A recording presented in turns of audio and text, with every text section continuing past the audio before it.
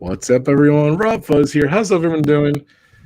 I'm self-proclaimed king of retro. I'm gonna say it right now. So, without further ado, I'm gonna bring in the guys. What's up?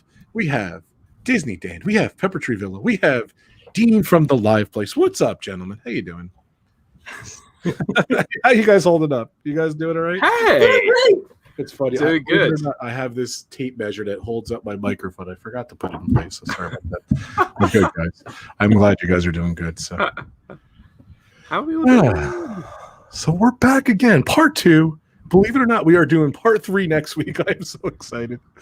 I'm just psyched. Retro is the hot topic on YouTube, so I said, why not? Let's go with it. Let's go around the horn. Mr. Dizney Dan, what is he? How you doing, buddy? You should get this show sponsored by Hot Topic. I should. I mean, it just rolls off the tongue, doesn't it? Hello, everyone.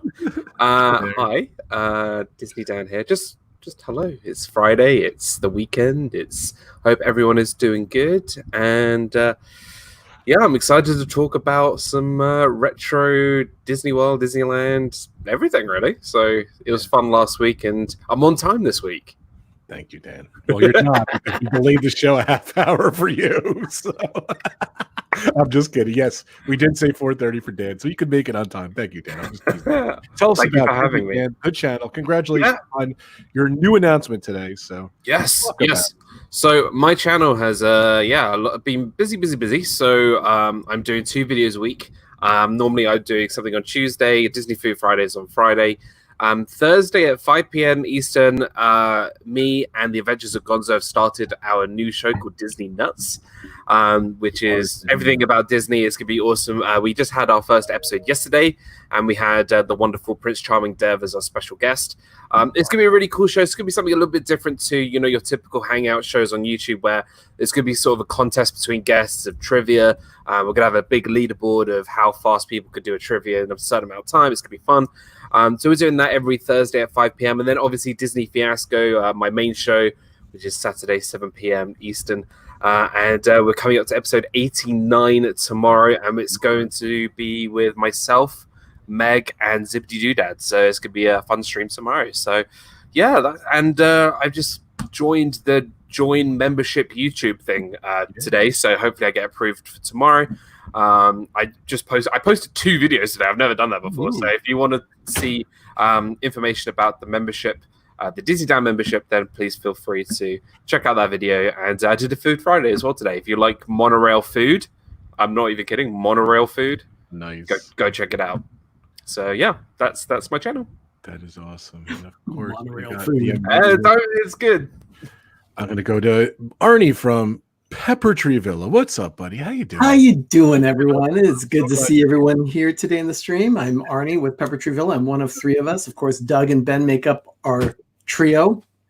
I am currently every day doing the daily dose of Disney at 6 p.m. Eastern, 3 p.m. Pacific, where I talk about specific incidents that happen on every single day of the year. In this case, today, it's going to be April 24th. So I'll be honest with you, not much happened in the world of Disney on April 24th, but we'll talk about it. And then, of course, every Monday night we have PTV Live. That's a part of a big blockbuster night of television or on YouTube on Monday nights. It's a big lineup. So we round out the end of the show lineup, and we do various things from what we love to talking about food to talking about all things Disney and Christmas. And then my brother does a vlog every week, Life with Ben, which posts every morning at 10 a.m. Eastern. Every time I watch his episode, I get hungry and I gain weight. So I'd just say the fries one this week was so good. That's what I'm complaining about. It was so good. Love Ben.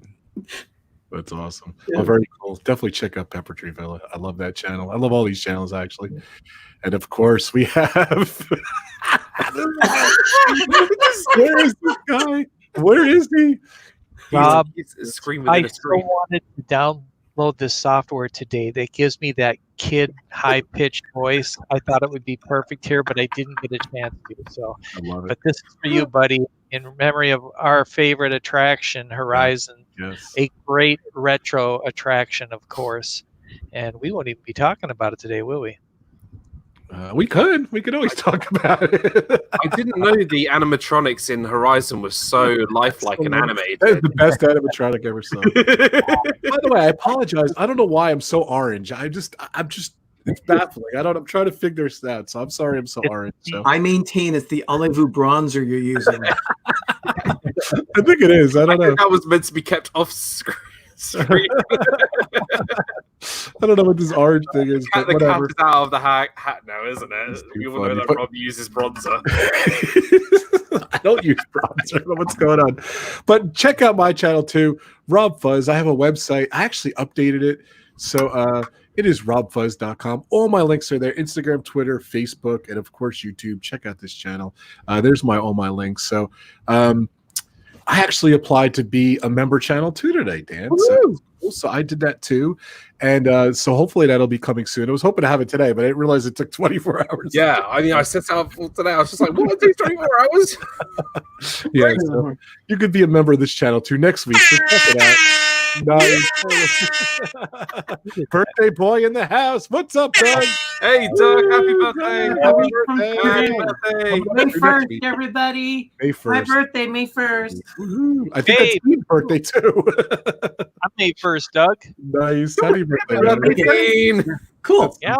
I didn't put 2 and 2 together, but I knew their birthdays were May 1st. I'll let Happy you guys birthday, talk. Doug. I love it. Thank you so much for that. Anyway, so 2 big announcements today. Josh from Resort TV One, he is back again. He is doing I knew this when we did the 5th gate the other day, but I wasn't allowed to say anything. But of course, our buddy Josh from Resort TV One, he is going live today. Oh, I'm putting the link up there. He's going live today at 6 o'clock. He's doing his retro show again, and he's using my videos again. So I'm so excited. So definitely check out Resort TV One. They're awesome. And a big announcement today, I am going to be on Vibri Project. I'm going to be doing sessions. Cool. And speaking of Vibri Project, Ed will be on next week on Retro episode number 3. Well, Ed agreed to be on. I think it's just Ed, maybe Ed and Mindy. They're both welcome. But I'm going to be on sessions. It's going to be in May. It's actually April's almost out of here already. It's crazy. So it is May 16th, 8 o'clock. So I'm going to be on sessions. I'm so excited. Dan just did it. Go check. I just tweeted the link today because I watched it again. It's so amazing. Sessions is like no other show. Yeah, so fun. It is wonderful. Great job. So yeah, I'm so excited. All right, I'm gonna throw this over to Dan. Who's in the chat, Dan? Oh gosh, you're leaving me with this duty. Yeah, Where's Adam when you need him? I know. Adam's busy. He's coming back. I asked him. He's coming back. He's coming back. Alyssa Stanberg, welcome into stream. Big Noah, Mountain 5, welcome into stream, Noah. D&G Explorers, Grace F, Joey. It's Joey as well. I hope you had a great birthday, Joey. Happy birthday, Joey. That's right. Mike Wheeler is in the chat. Welcome, What's up, Mike? How you doing, Alex Brunner, Rocket Robin, Alex Brunner. I think I said Alex Brunner again. Samantha Lowe is here. Welcome, Samantha. Charlie from the Disney Nerd Herders. Congratulations on 1,000 subscribers. James Ryan, Dougie is in the house. Luca is here. What's up, Captain Akron, and I think I got everybody. Welcome, guys. Dream Big Live Grand just entered the stream. Welcome into the stream. What's up, Dougie? Alex is here. How's it going? It's Joey's World. Happy birthday. Of course, there's Disney Nerd Herders. Congratulations on 1,000 subscribers. Happy birthday, my man Joey. Joey is awesome. The Joey crew, I love those guys. They watch all my videos. They go back. If they don't watch it, then they go back and they watch it. So thank you guys. I appreciate all your support. I'm putting you on the screen there, Mike. How you doing, buddy? Wait, we got Corey here. Woo! Hey, Corey. Corey did a great job last night. What's up, Yeah. Corey? He did an amazing job. So Can I just say, was a cool Corey's show. interview yesterday was phenomenal. It was if you missed Corey's show yesterday, it was I watched it. I ninja watched it, as we call it in the Disney community. I ninja watched it, and like the stories, I think we all learnt. The pictures. Oh, the picture, the construction of the contemporary. So for me, there's someone who worked at the contemporary and seeing actually it being built and hearing the story, it was phenomenal. So I was geeking out. I know. It's crazy. And apparently next week Corey is an amazing guest on, so he's teasing it in his chat. So hopefully I can't wait to see next week too. Molly, how's it going? We got David from Brandy and Dave. David, very nice. So, Cool. So talk about a little bit about last night too, Arnie. I didn't really get a chance. I watched a little of it, but what else was on Corey's stream? That was my gosh! Without spoilers. Maybe spoiler one or two. Just an incredible interview. I mean, what I was really focused on was that construction of the Contemporary. That's what really just sent me over the edge. And then the fact that just recently they celebrated the anniversary of the completion of the 6-mile transportation system of the monorail. So that was just an anniversary on that I'd mentioned in history. And then to see it there in construction, they had over 300 of those cement, the cement rails that they had to put in place to complete the whole circuit. It was just an incredible project of infrastructure just to complete the whole project. The way they did it was just amazing. But they did it over several years to do that, of course. But I was about to talk about Disneyland later on here in the show. Disneyland was built in a year and 1 day. Crazy! I can't believe how quick they made it. So, but I'll talk about that later. We will get to that. So. You know what's crazy? Just to tag on to that, when I was a cast member at the Contemporary, they would obviously tell you what the resort was about, and they would teach you teach you the history. And you see some of the photos on the wall backstage. But I got more information out of Corey's stream yesterday than I did when I was a cast member. It was obviously I knew the story of how it was built, but being able to see those visuals and those pictures, unreal, absolutely unreal. So he did a really great job with Tom yesterday. So I would add this too. Tom's story was a story of fate where he was very forthright to get to know Walt and try to get into the Tom Sawyer Island thing, and then just the way his life went from there, it was just amazing. I thought it was like one of the best interviews I've ever seen. Yeah, Corey does it. Couldn't agree more. I am trying to throw up his link right here, so definitely check out Corey Meets World right there. There's his link. So that was awesome. So. All right, so I brought in a couple special teams people today.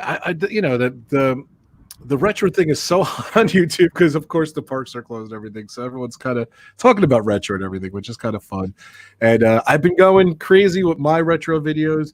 Every day I've been posting some amazing retro stuff. I appreciate Dean for giving me a shout out.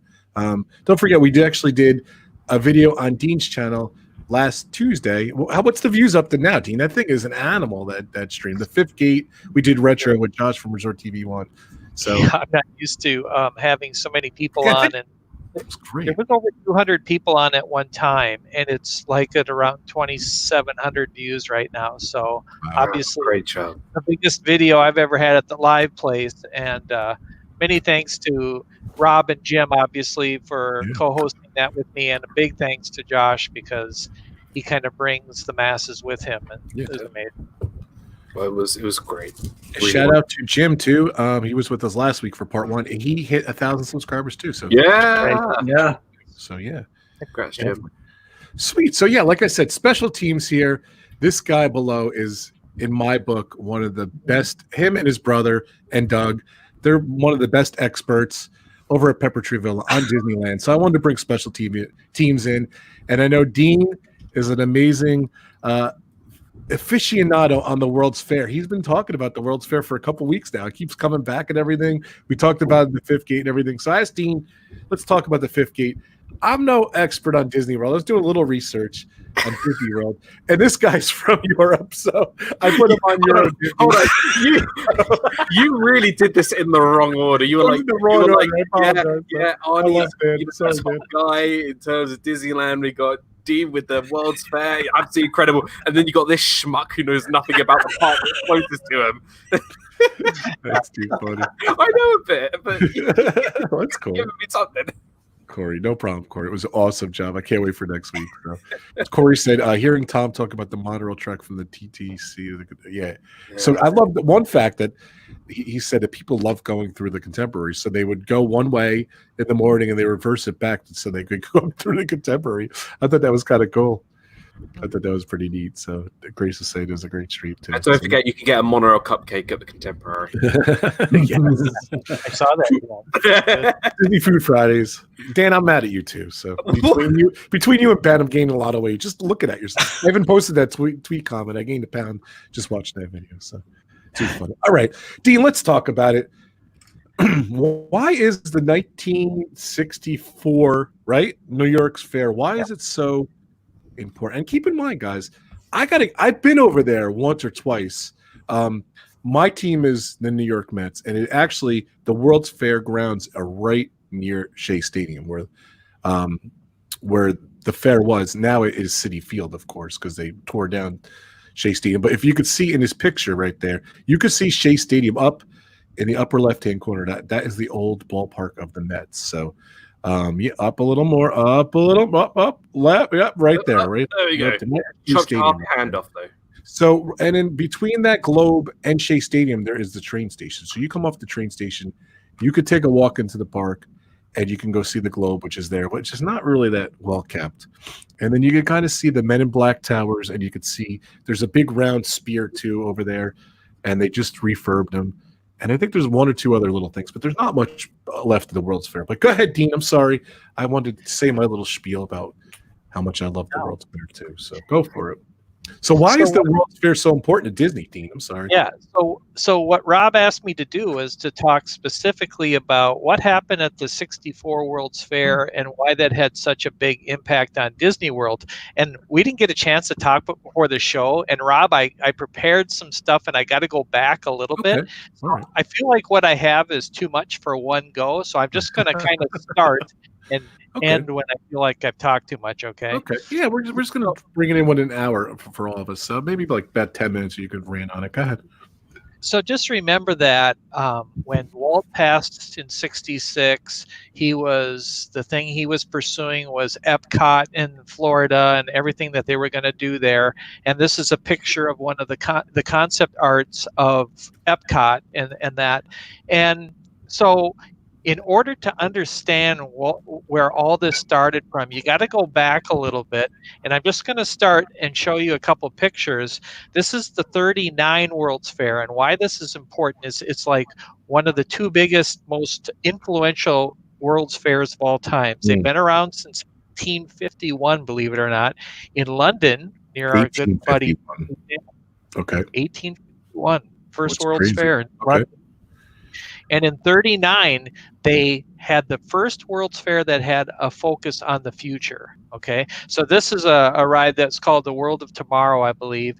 And then this was Futurama, and this is really significant. This ride, it influenced. So you were in these moving chairs up here, and you were looking down at smaller dioramas of modern cities. And you know what? A year that they were trying to show as the future was 1960. So that's the year. Wow.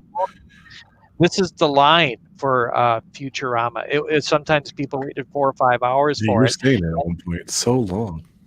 Yeah, and this is concept art from GM because GM has been doing these rides ever since the 39 World's Fairs. Now, let's go forward to the 64 World's Fair, which Rob wanted me to talk about. This is a scene from Futurama. The newer version. Dean, I think you're right, though. Like talking about that first fair and talking about fairs in general, it's definitely important. So that was good to add. Yeah, thank you. It definitely is. Keep in mind, 39 was groundbreaking. It was a game changer for the way people looked at the future. They were trying to not just look at the future for some kind of zany idea, but what it would actually be. So now we jump ahead to 64, and Walt is involved. This is a picture of Futurama, and this is another scene from Futurama, I believe, and it looks like concept art to me. So, but pretty cool stuff. And this is another one. So let's get into it here. There were 4 it's I'm going to just do this one for now. Rob it's It's a Small World. So It's a Small World got its humble beginnings in 1964. And honestly, it was a way for Walt to get some of his vision done, get it paid for, and then bring it back to Disneyland and eventually Disney World. So that's this is like the entrance of Small World. Doesn't look anything like you would imagine, right?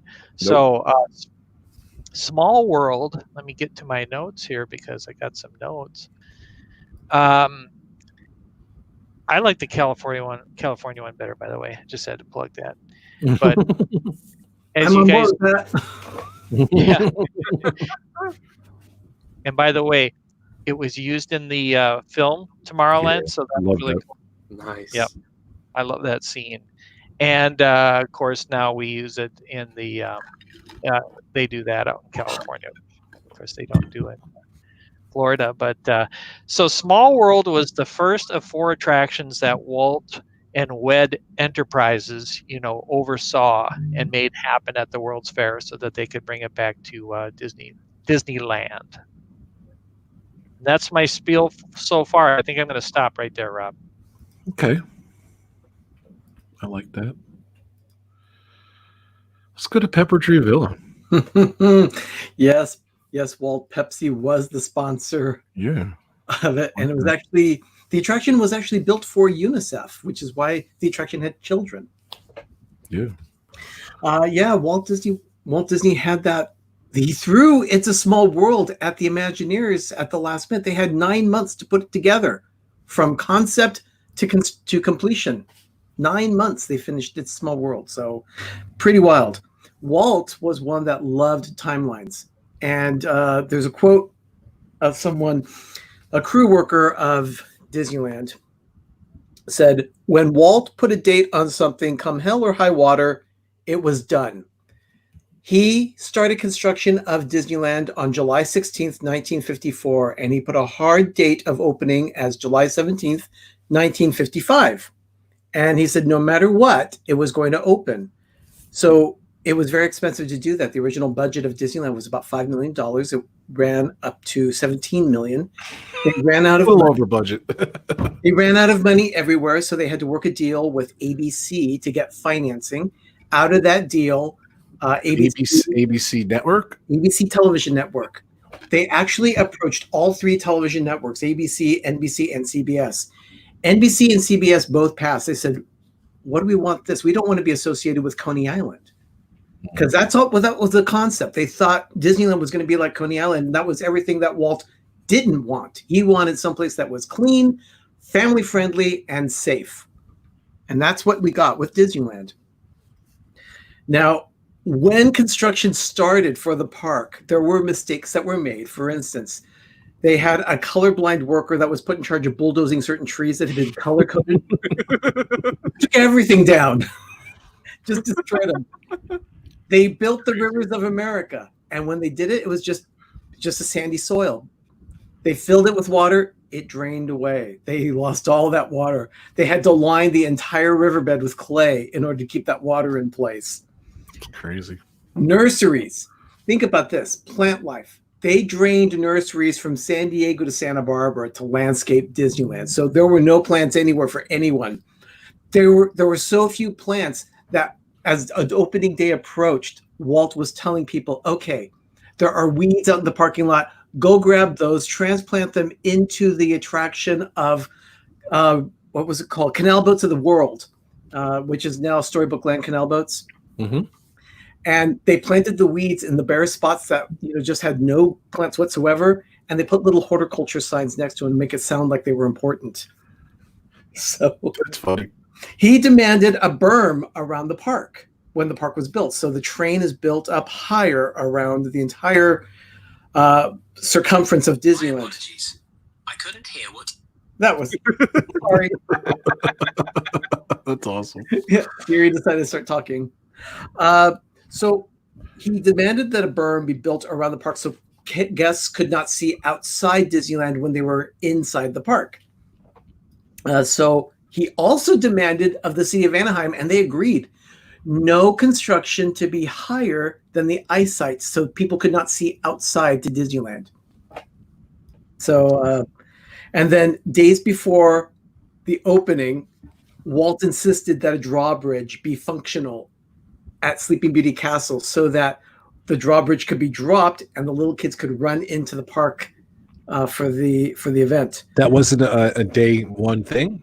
It was done on day one. However, it was just a couple weeks before that Walt had that idea and said, "Hey, I want the drawbridge to work." That's crazy. So they had to feverishly get that done because Walt insisted on everything.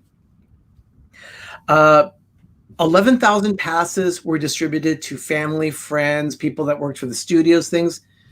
Unfortunately, the tickets were easily duplicated. So Scalped. The official attendance that day was 28,154 people. They had not anticipated a crowd like that. Crazy. Wow. We even caught a guy who was in the back of the park. He had put a folded ladder over the fence of the back of the park and was charging people $5 a piece to climb the fence. That is crazy. And the thing is, the temperature, okay, it's the middle of July in Southern California. Usually the temp is probably around 80, 85. On that day, opening day of Disneyland, it was 101 degrees. So they had just poured the asphalt that morning on Main Street. As some of the guests were walking in, women lost their high heels because their heels sunk into the asphalt. It's crazy. Power outage at Fantasyland stopped Mr. Toad's Wild Ride. People had to be evacuated from that. Guests were begging for cups of water in first aid because there were no drinking fountains. Because of a plumber strike just days before the park opened, Walt had to make a decision as to whether or not to have bathrooms or drinking fountains. He chose bathrooms. Good choice. That's crazy. And because of the crush of people, all the food stands and refreshment stands, all the restaurants, they all ran out of food. That's crazy. So there was nothing there. The carousel, King Arthur Carousel, was positioned too closely to the entrance of the castle that it created an instant bottleneck. They hadn't planned on that, so they didn't know so it was just so crowded. So one of the restaurants is a Red Wagon Inn. It's now Plaza Inn, but on that day, the dishwashers broke, so all the guests had to start eating on paper plates. Oh, man. And the thing is that this all unfolded on national television. It was a 90-minute live broadcast, 22 cameras. It was the largest live broadcast to date. And so everything, all this on ABC, right? this entire disaster unfolded on national television. The headlines the next day included Walt's Dream a Nightmare, Park Can't Handle Opening Day Crush, Gripes Tarnish Disneyland's Glitter, Disneyland opens amid traffic jams and confusion, Disneyland shatters illusion, and Disney's folly. It became known as Black Sunday. That's crazy. But the thing is, it didn't stop there. The next day, July 18th was the first day open to the public. Same crowd size. It was jammed for a month. Every day, over 20,000 people visiting the park. They just hadn't accounted for that. They had no idea it was going to be so popular. But just like opening day, there was a heat wave in Southern California in the latter part of August, and all of a sudden the crowds dried up, and so did the money. Mm-hmm. So the crowd stopped coming in earnest middle of August with the heat wave. And then, of course, school opened and guests were, people weren't used to going out, in winter, so as fall started, people just stopped going to Disneyland.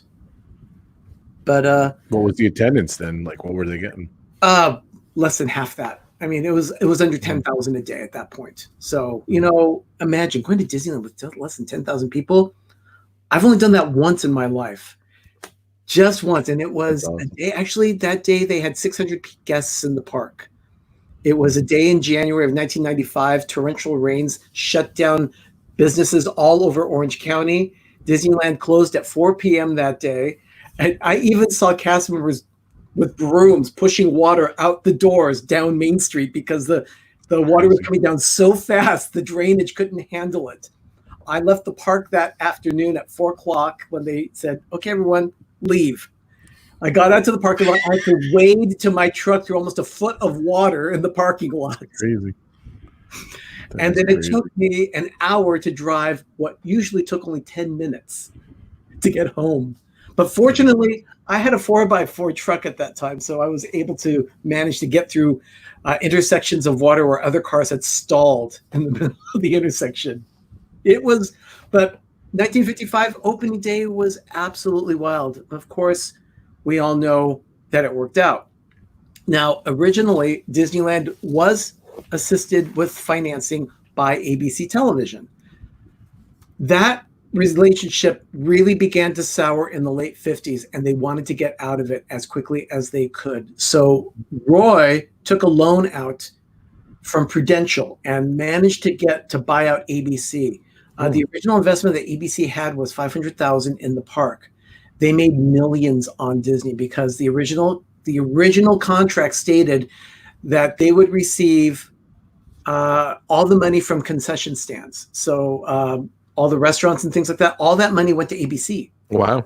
Yeah, Walt Disney did get that. But ABC was mad at Disney because the profits were not what they expected because Walt kept dumping money into the park for expansion, which is why we got a huge expansion in 1959, which included the submarine voyage, the monorail, the Matterhorn bobsleds.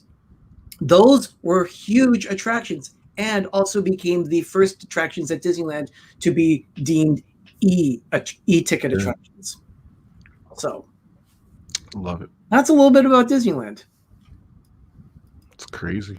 You can go for 5 hours, I think. I can listen for 5 hours. I love Arnie. He's awesome. All right, Dean, did you want to continue a little more what the World's Fair had? You want me to? Yeah, of course. Yeah, go for it. Okay. I love it. Where am I here? Progress Land. So let me ask the three in the chat. Progress Land. What was in Progress Land at the 64 World's Fair? Who knows? That was a Carousel of Progress. Oh, he knows. Oh my gosh, I love that one. Carousel of Progress. So, man, I've got like 1/100th the knowledge of Arnie, so mine's going to go very quick. It's all right. I have about 1/100th of you, so it's even less. Carousel of Progress, some people say they think it was Walt's favorite attraction. Now, I had heard, that really challenges me because I would have thought maybe Pirates or Haunted Mansion, but some people say it was Walt's. And one thing I do know is the song. Let me go to the next slide here. So this is a shot from it outside. I think it's a cool picture. Does it look anything like that in California anymore, Arnie? That is the building at Disneyland. It still is? It looks like that? Yeah, that's the building at Disneyland. Okay. Of course, the GE attraction logo on top is not there anymore, but yeah, that's pretty much the building. The same ramp. Yeah, that's all still there. Yeah. That building looks so cool.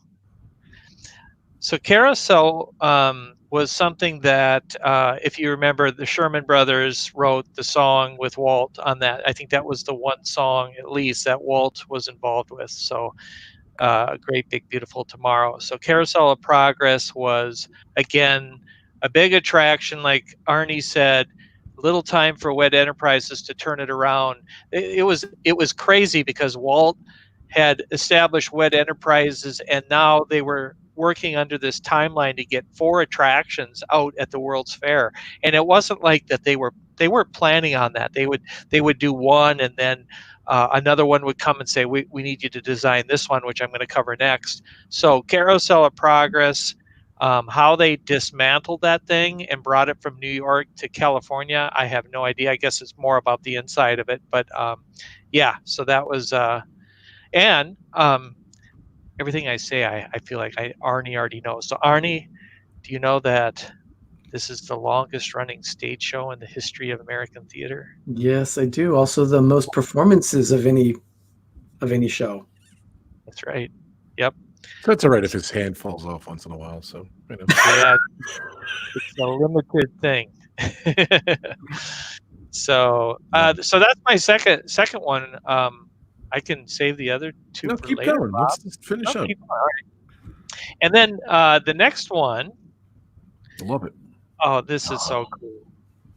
this is the Ford's Magic Skyway.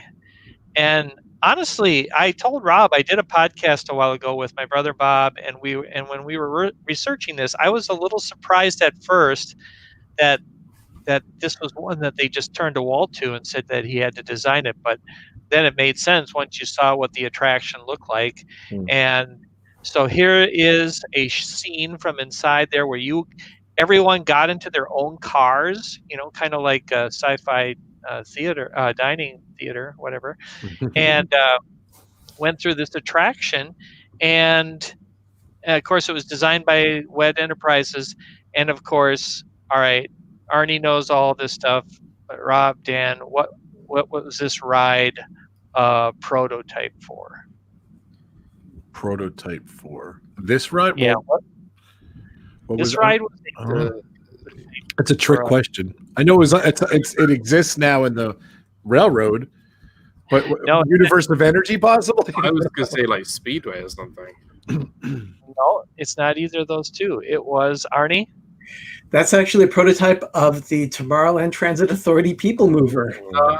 It makes sense now.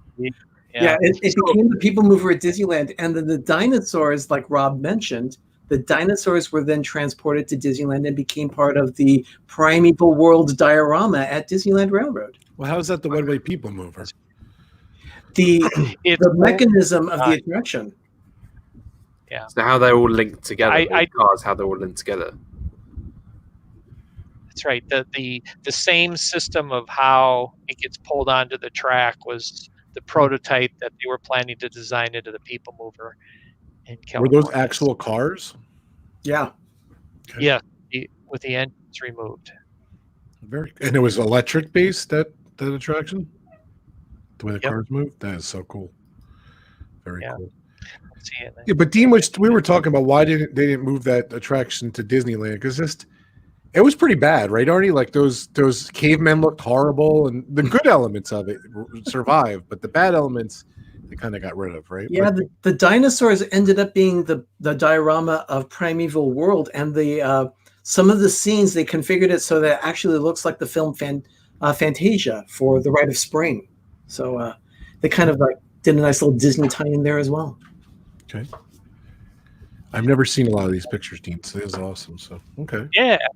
I just got one more. Well, I'm sorry, there's the People Mover, of course. And then finally, the fourth attraction that Rob and I were talking about before the show is this. Forgot about it. Yeah, this one here. Great Moments with Lincoln is what it was called in the World's Fair. So the only things that I really know about this is this was, at the time, an amazing work of animatronics, and it's on. I think it's on that Imagineer show on Disney Plus. But it's amazing what they, how they paved the way for animatronics with this figure here. There's so much to it and so many challenges.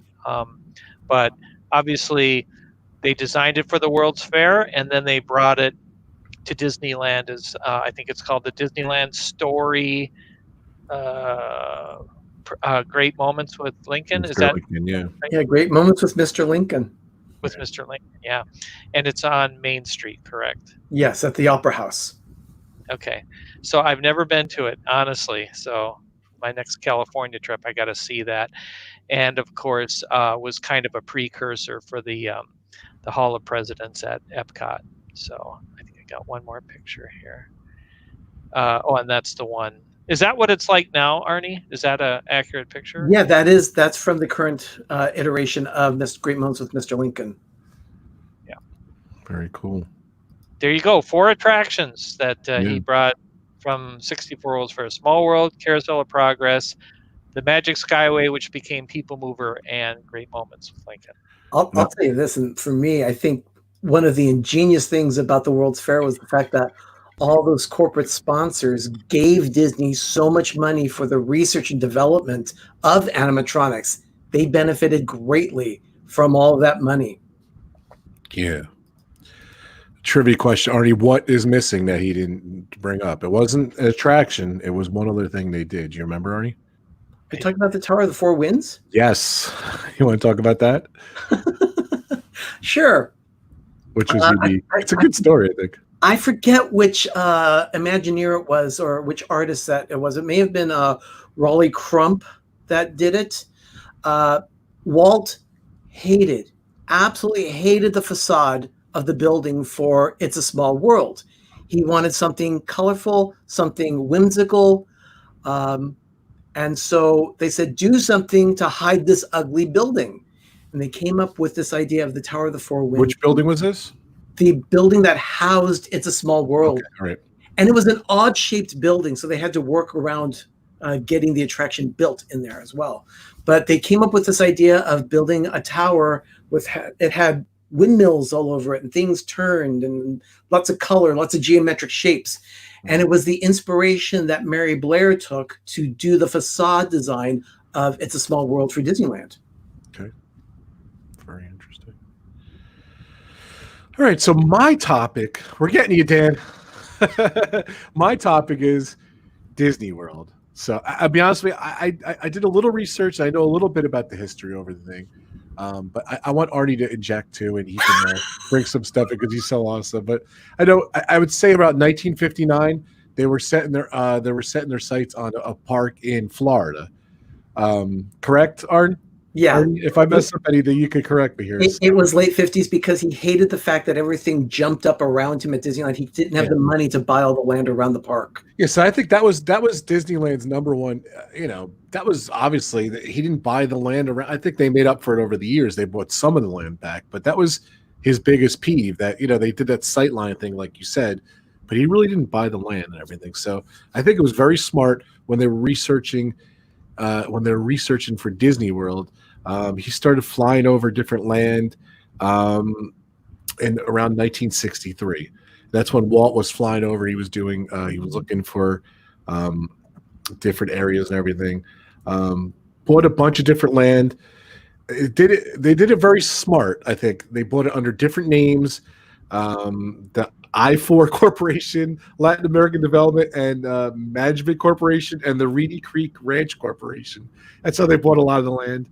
They spent a couple $1 million on land over the different stuff. But unfortunately, while they were developing and doing stuff, Walt Disney actually died.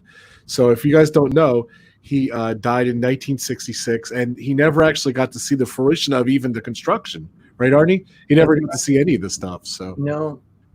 And Dean, if you know anything, if you want to throw in anything too as well, Roy Disney, it's his brother Roy, right? I always get confused with the Disneys. Yeah, his brother Roy. He oversaw the construction, and believe it or not, Roy never made it to opening day too, right? He died. He did. He did. He made it 3 months. Go ahead, Dean. I'm sorry. No, Arnie is right. He made it for a short amount of time. Oh, so he saw it for 3 months, and then he died right after, right? Yeah. That's just so tragic in my mind and everything. It's just crazy. So, I think one thing they learned from Disneyland fiasco.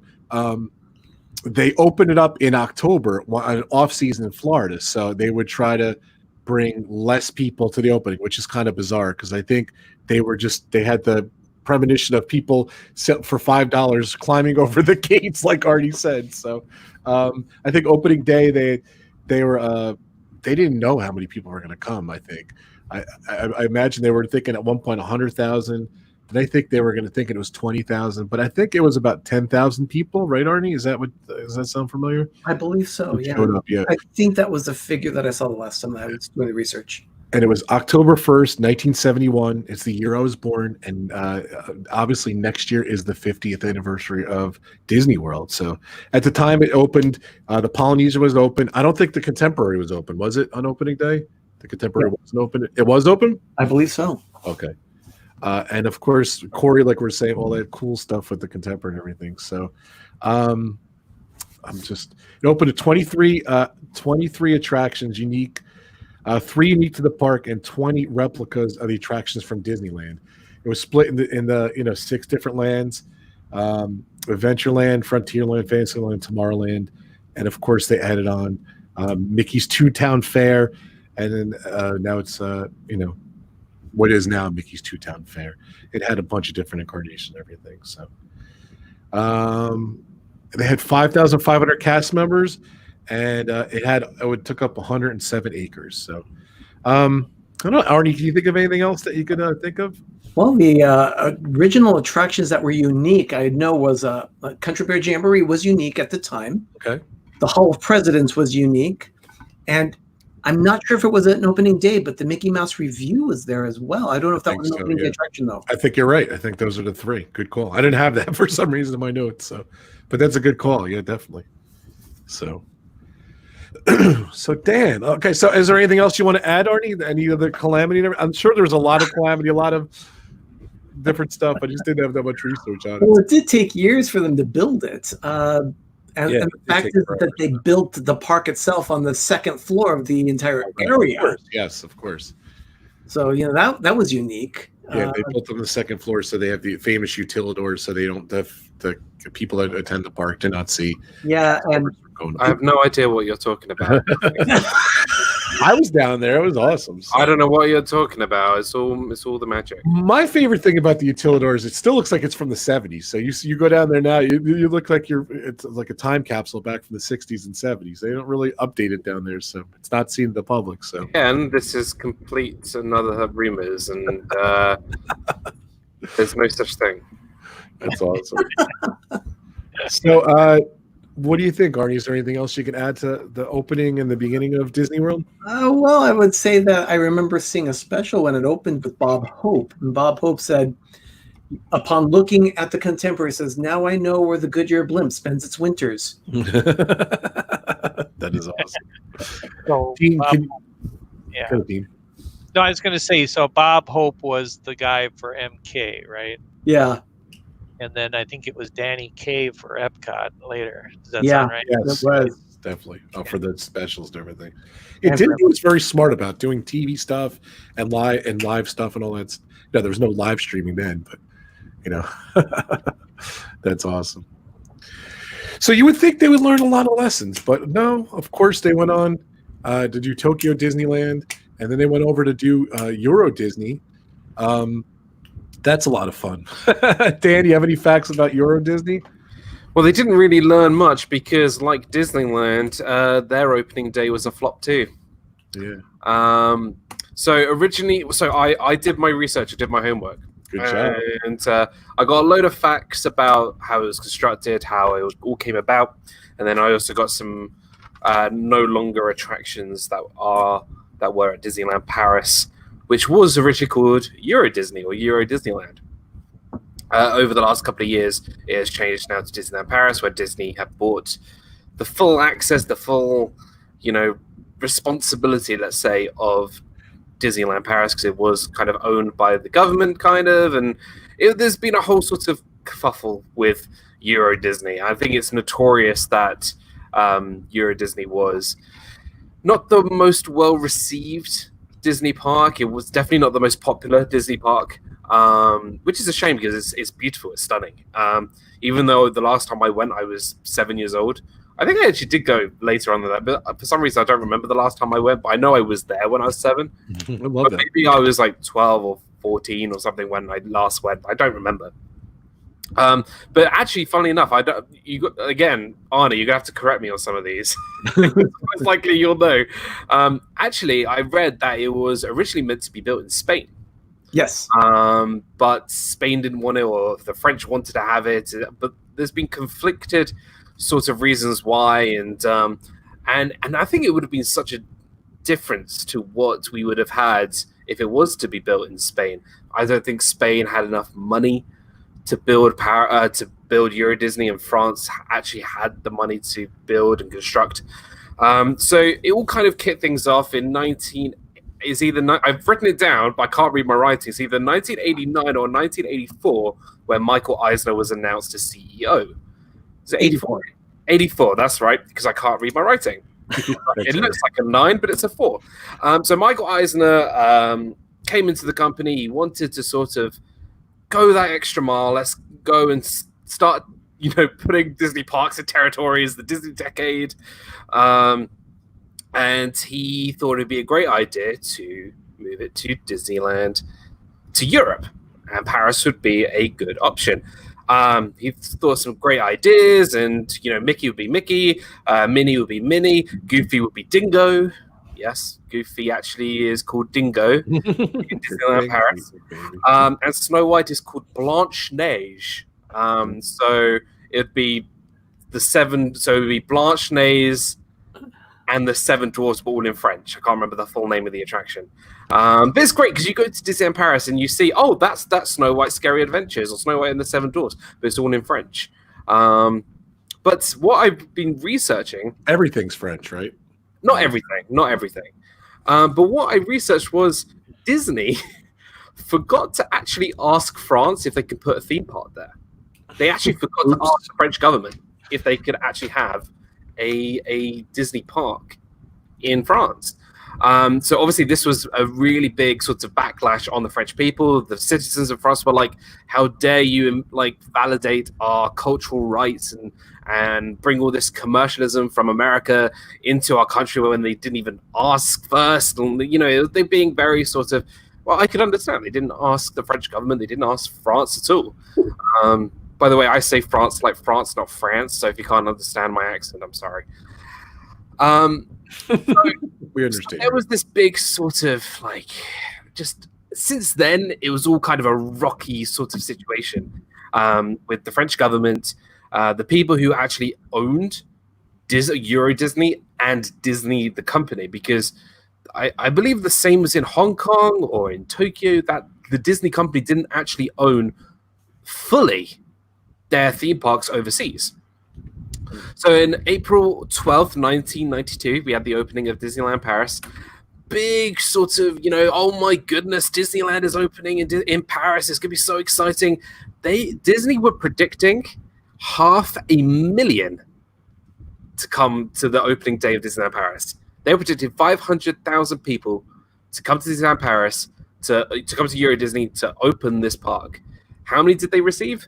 25,000. That is 500,000.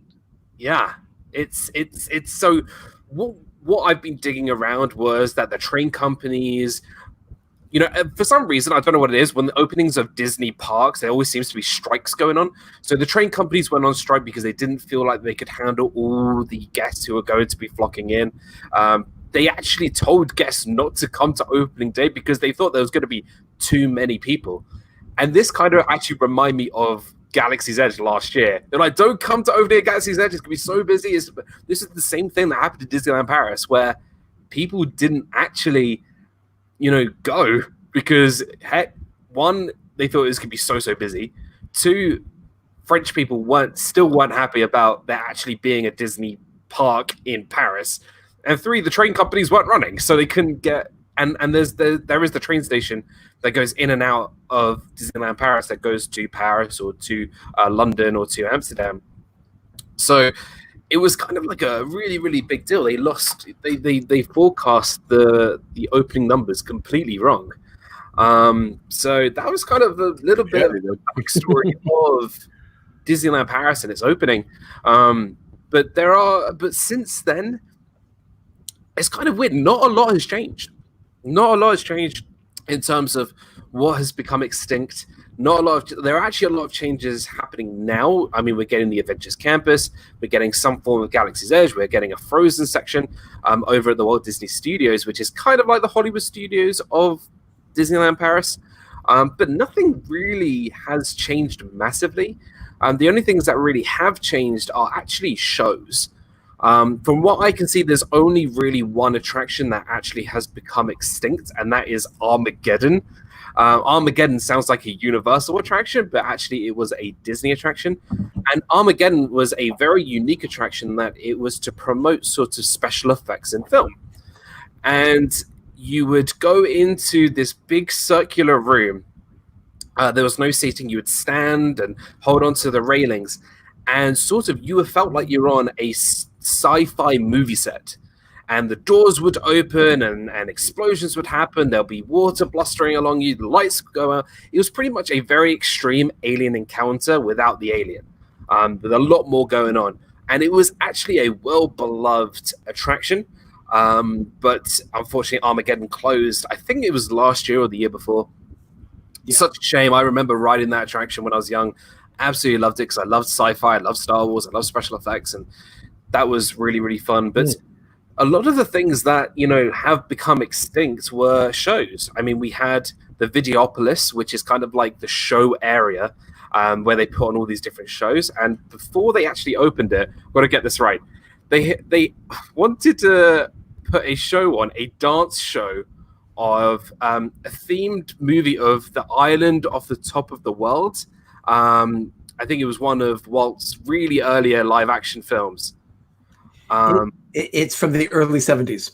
It's from the early 70s, really early. But that Starring was David Hartman. It was completely scrapped because they thought it was a terrible idea. How can we have this film be a dance show? And then it became a show called Rock Shock, which is a stage show inspired by Jules Verne. Because when you think of Jules Verne, you think of 90s pop stage. It was ridiculous. But that building, the Videopolis, has had things like the Moulin Leglande, which is the show, the show all about Mulan. That was a good show. It was a great show. If it's all on YouTube, it's absolutely fantastic.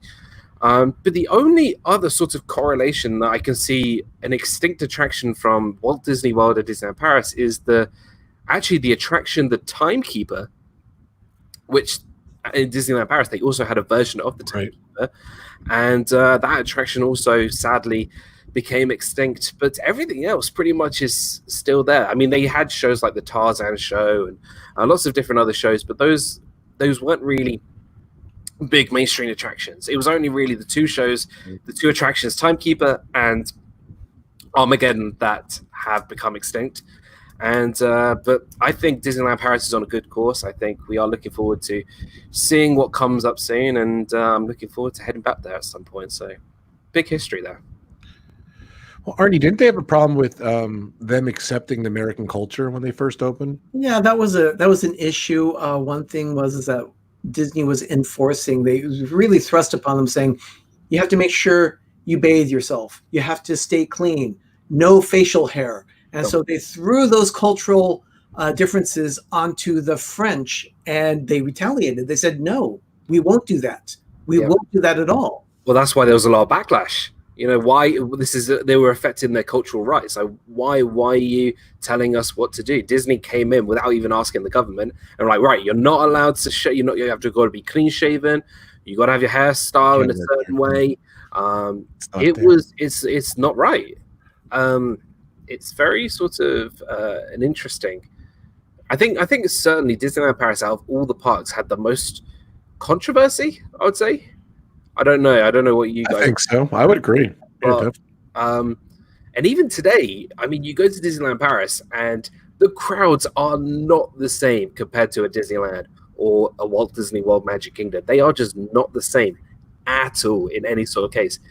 You would think maybe a quiet day at Magic Kingdom would still be a busy day at Disneyland Paris. Like, that's just how it was. And you could tell there is a French sort of theming, a French sort of style.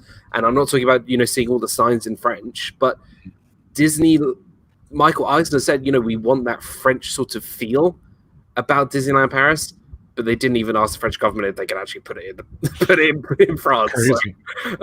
So yeah, it's hopefully I got my facts right. Otherwise, I'll be in detention. How do you do, Arnie?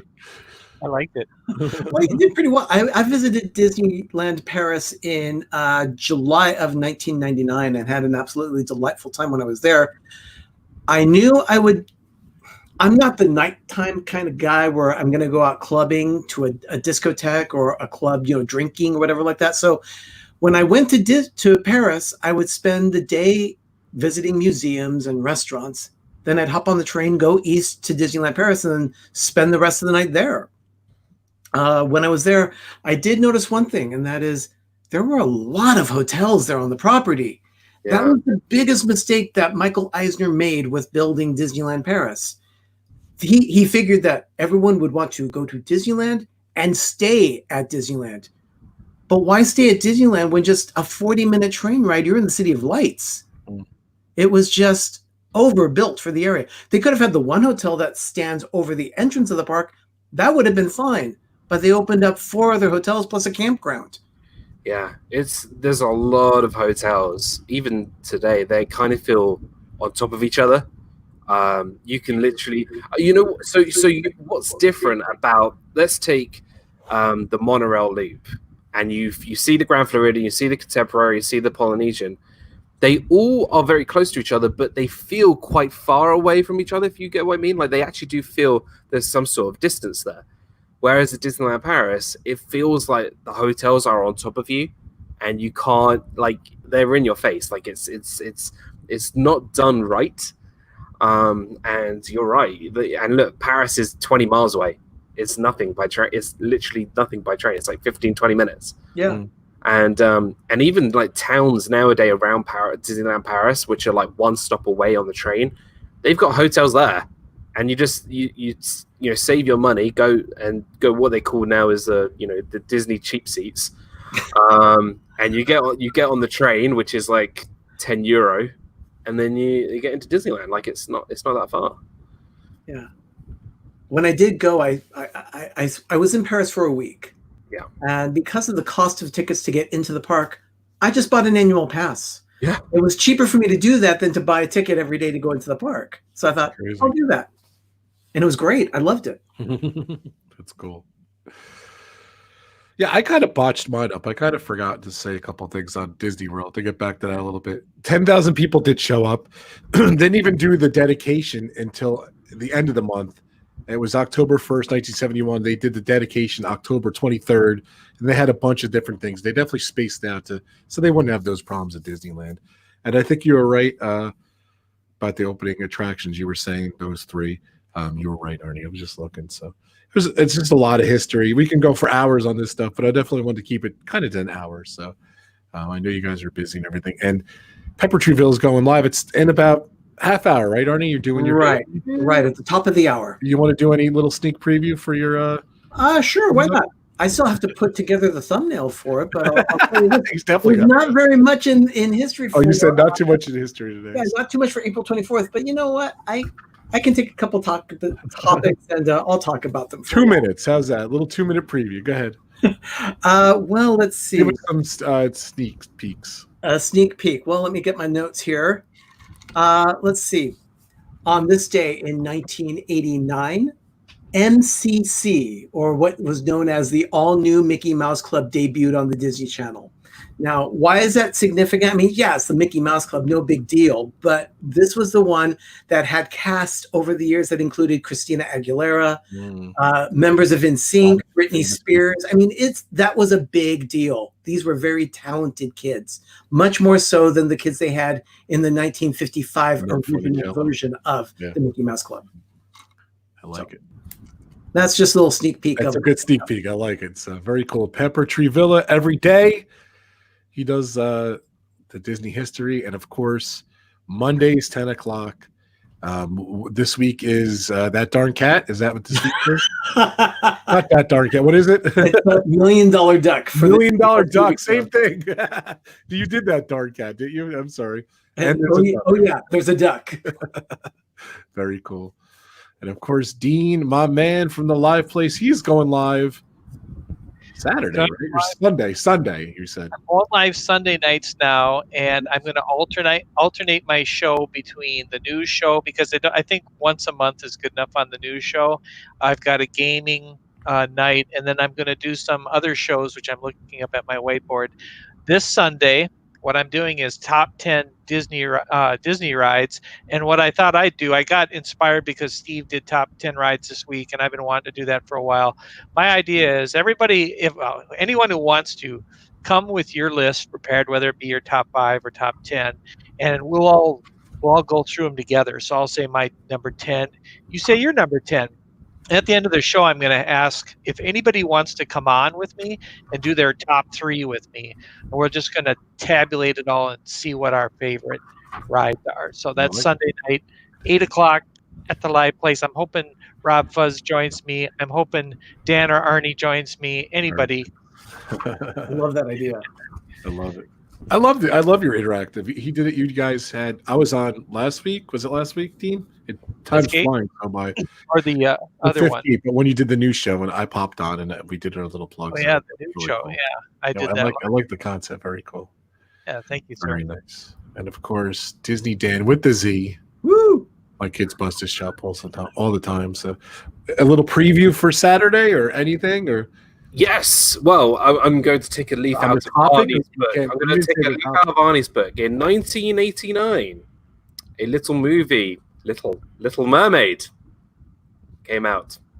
And to celebrate episode 89 of Disney Fiasco, we will talk about 1989 film The Little Mermaid.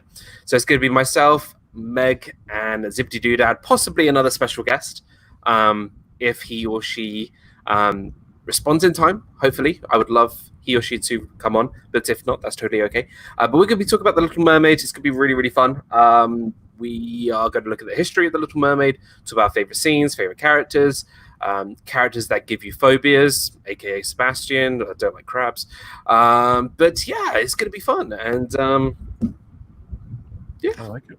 Very nice. Zippity Doodad, really? He's a terrible person to do Ariel. He hates her. we trust me, before this stream, we had a very interesting debate. I was just talking, and I was just like, yeah, this kind of stuff we can't really say on air. Yeah, but he's like the biggest fanboy of Ariel I've ever seen. It's hysterical. I would ask Dougie to compete with him because Dougie, he's got a tattoo of Ariel. Yeah, that's true. That's very true.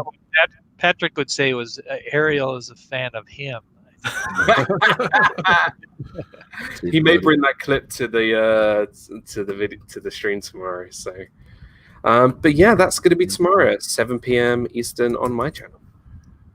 I just keep trying to put up these banners. So Dizney Dan, check it out. Go check them out. So all these channels are awesome. All the links are right below.